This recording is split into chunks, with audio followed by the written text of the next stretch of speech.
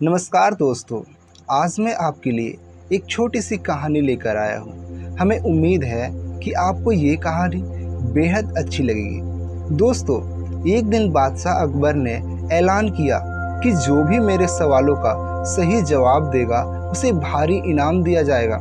सवाल कुछ इस प्रकार से थे, ऐसा क्या है जो आज भी है और कल भी रहेगा? दूसरा सवाल था, ऐसा क्या है जो आज भी नहीं है और कल भी नहीं रहेगा? और तीसरा सवाल था, ऐसा क्या है जो आज तो है लेकिन कल नहीं होगा? दोस्तों, इन तीनों सवालों के उदाहरण भी देने थे।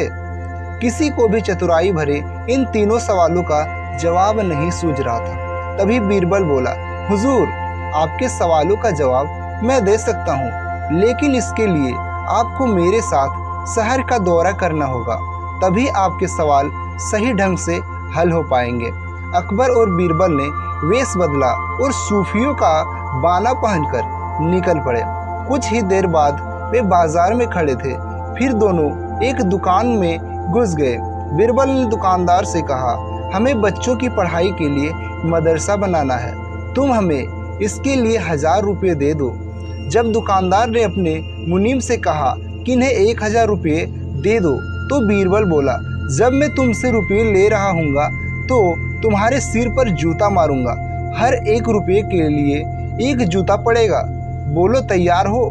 यह सुनते ही दुकानदार के नौकर का पारा चढ़ गया और वह बीरबल से 2-2 हाथ करने आगे बढ़ाया।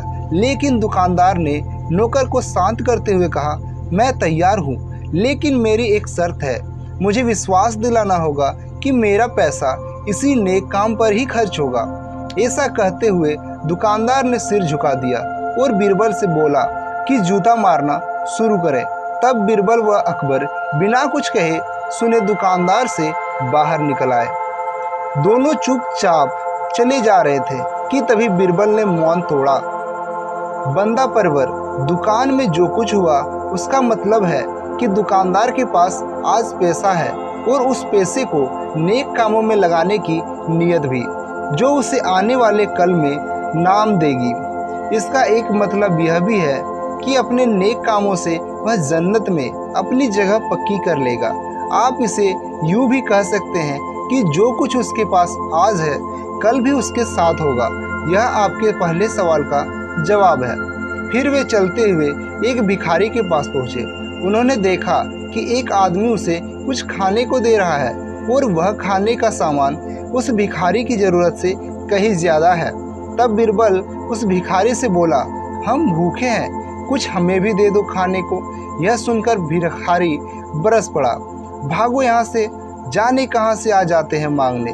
तब बीरबल बादशाह से बोला, यह रहा हुजूर आपके दूसरे सवाल का जवाब। यह भिखारी ईश्वर को खुश करना नहीं जानता। इसका मतलब यह है कि जो कुछ इसके पास आज है वो कल नहीं होगा। दोनों फिर आगे गए। उन्होंने देखा कि एक तपस्वी पेड़ के नीचे तपस्या कर रहा है। बीरबल ने पास जाकर उसके सामने कुछ पैसे रखे। तब वह तपस्वी बोला, इसे हटाओ यहाँ से, मेरे लिए यह बेईमानी से पाया गया पैसा है, ऐसा पैसा मुझे नहीं चाहिए। अब बीरबल बोला, हुजूर, इसका मतलब यह हुआ कि अभी तो नहीं है लेकिन बाद में हो सकता है। आज यह तपस्वी सभी सुखों से नकार रहा है, लेकिन कल यही सब सुख इसके पास होंगे। और हुजूर, चौथी मिसाल आप खुद है। पिछले जन्म में आपने शुभ कर्म किए थे, जो यह जीवन आप शान और शौकत के साथ बिता रहे हैं। किसी चीज़ की कोई कमी नहीं।